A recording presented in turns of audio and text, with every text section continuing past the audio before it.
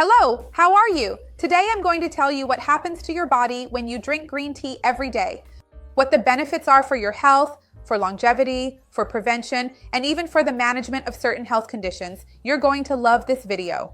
I'm also going to give you some tips on how to consume green tea. Some people complain about the slightly bitter taste, can't manage to drink it, or want to know if they can add sugar. I'll explain all of that to you, so stay until the end because you won't want to miss it.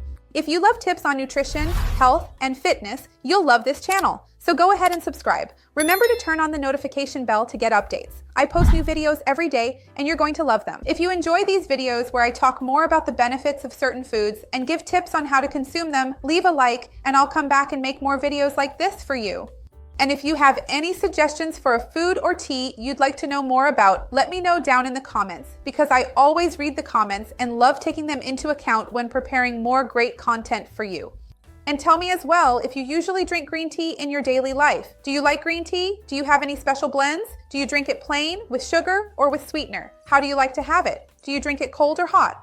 Let me know if you like green tea and how you consume it in your daily routine, because that also helps me come up with more cool things to bring here for you.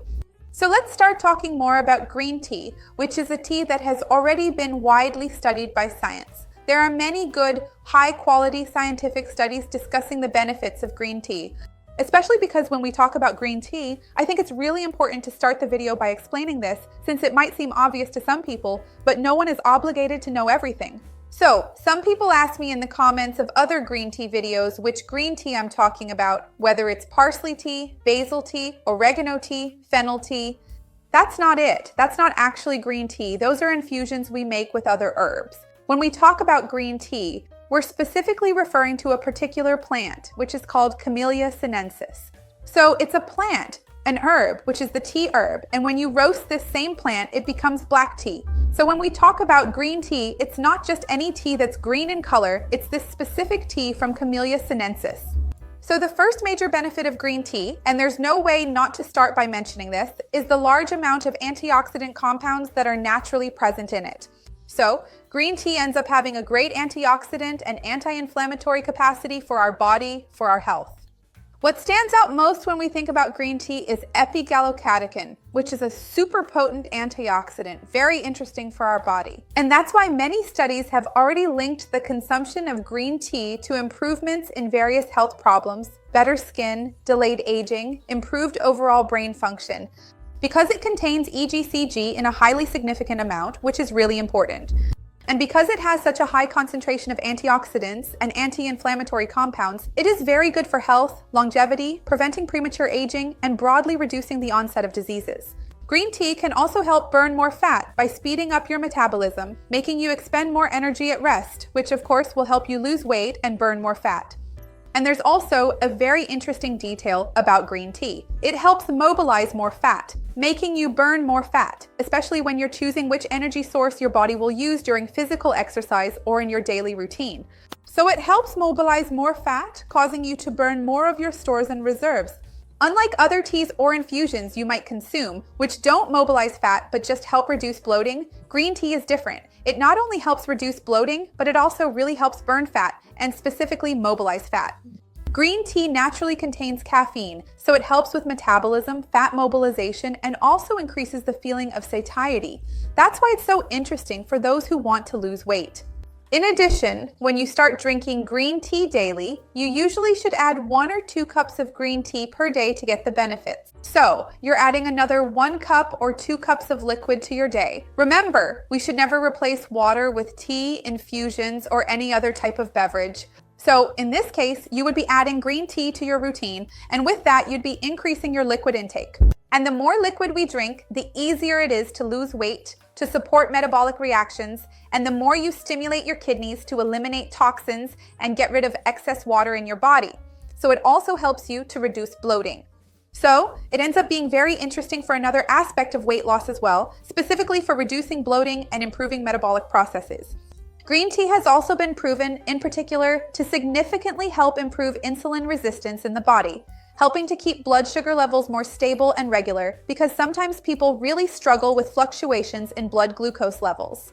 So sometimes your blood sugar spikes a lot, you release a lot of insulin, then it drops too much and you feel very hungry. Green tea helps keep your blood sugar more stable and makes your insulin work more efficiently, so you end up secreting less insulin. So how can this help? Of course, from a metabolic standpoint, this is very beneficial for glucose metabolism as it helps maintain healthy blood sugar levels for you.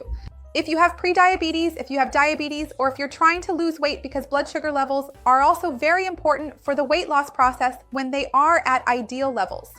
And it also helps with hunger, because we know that when there are a lot of fluctuations in blood sugar, especially when blood sugar drops too much, we feel very hungry as the body tries to restore those levels.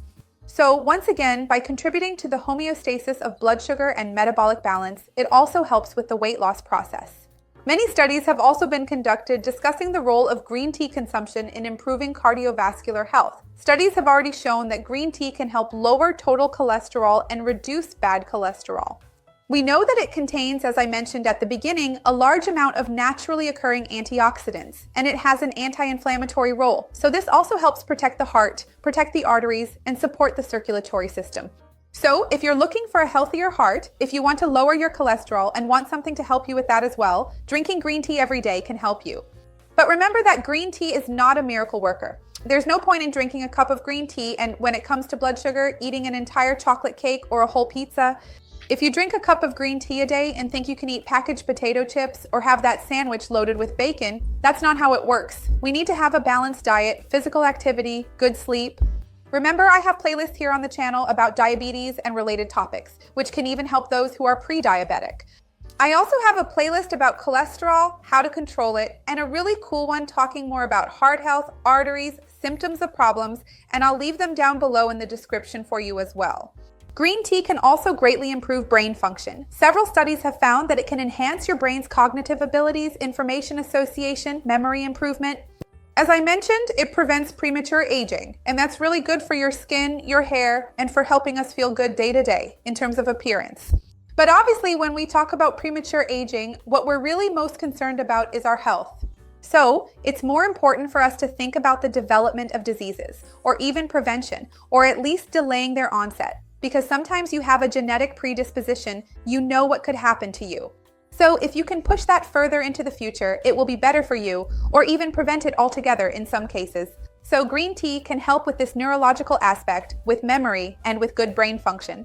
And another interesting detail, as I mentioned to you, is that it naturally contains thein.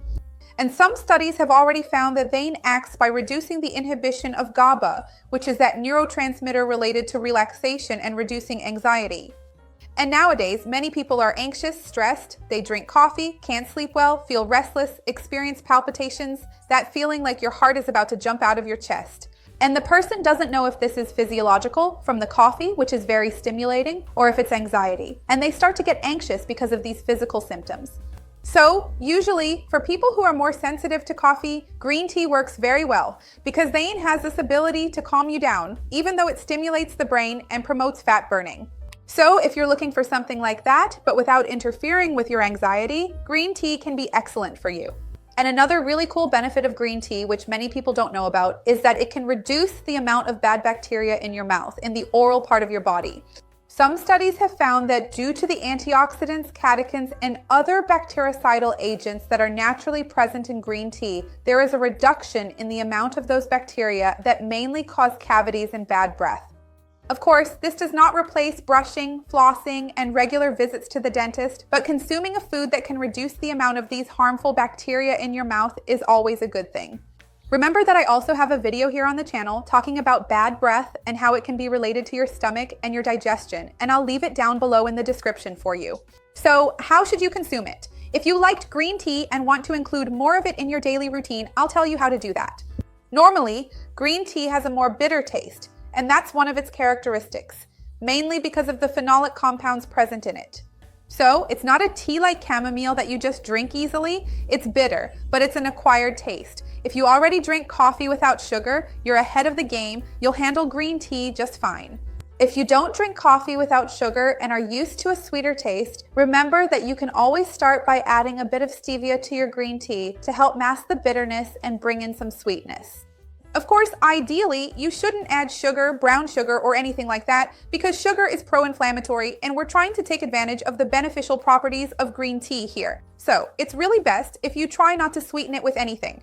As a last resort, if you need to, you can add a little stevia to reduce some of that bitterness. Another good option is to mix green tea with other teas that are naturally sweeter. So orange peel tea can be a good option, as well as lemon peel, or even making green tea and squeezing in a bit of lemon or a bit of orange, mixing it with some other fruit, which will help cut some of that bitterness. Sour, more acidic fruits usually do a good job of that. And an interesting detail is that some people can't handle it because it's very bitter, but that's because they want to drink the tea hot, since we associate tea with being hot. But if you make green tea, let it cool down a bit, and then drink it all at once. You don't have to savor the taste. It's easier. You can also add some ice cubes, it'll get cold, and you can drink it quickly, without sugar, without sweetener, without anything. No lemon, it'll work. You'll see. Try it and let me know, because usually these more bitter, more pungent teas, when we drink them at room temperature or cold, work really well. So that could be a good tip for you too. Remember that you can also mix green tea with spices. So when you're infusing the tea, usually we use 1 cup of water and 1 teaspoon of green tea leaves or 1 tea bag. We cover it for 15 minutes with a saucer on top to allow the bioactive compounds to transfer, and then you strain it. While it's infusing, you can add a piece of cinnamon, a clove if you like, a piece of ginger, some hibiscus, or a stronger tea or spice that can naturally help to mask the flavor. That can be a good option as well. An interesting detail is that when you make your green tea, there's no point in making a whole bottle and drinking it throughout the week cold. It's better to make it in the morning and consume it the same day. Of course, if you can make it and drink it right then, that will always be best for you. But if you're going to make a bottle, dilute it with more water because you force yourself to drink more water and you end up drinking it throughout the day, make it and drink it on the same day. Don't leave it for the next day because usually it ends up losing some of its beneficial compounds, and in the end, it's not really worth consuming. Tell me down below, do you drink green tea? What time do you drink it? What do you have it with? Do you mix it with anything? Do you sweeten it or not? I'd love to see your comment.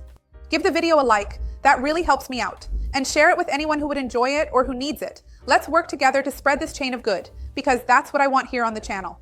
See you next time. Bye.